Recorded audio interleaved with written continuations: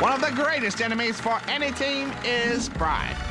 Pride means that you think of yourself as being better, smarter, or more important than everyone else around you. Unfortunately, even the greatest team in history, Jesus and his disciples, felt the effects of pride. The book was Mark.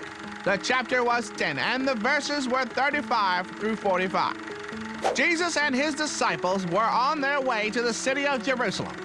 While they were walking, James and John, two of Jesus' disciples, approached him and said, "Teacher, we want you to do us a favor.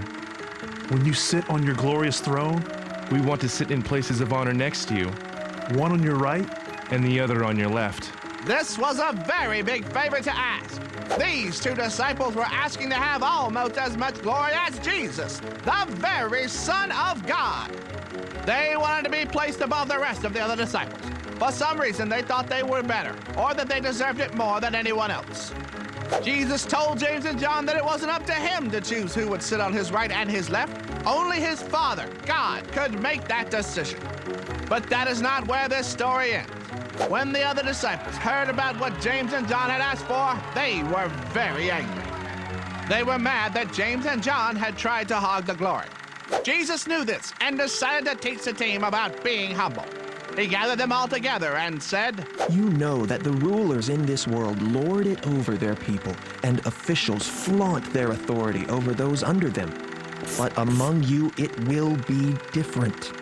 Whoever wants to be a leader among you must be your servant, and whoever wants to be first among you must be the slave of everyone else. For even the Son of Man came not to be served, but to serve others, and give his life as a ransom for many. Jesus taught his disciples that they should not be prideful, but instead focus on being humble and helping each other. What was true then is true today. Only thinking about ourselves and trying to hog all the glory can really hurt the rest of the team. Instead, we should do as Jesus said and seek to be humble. If we do that, we will play the game of life with excellence.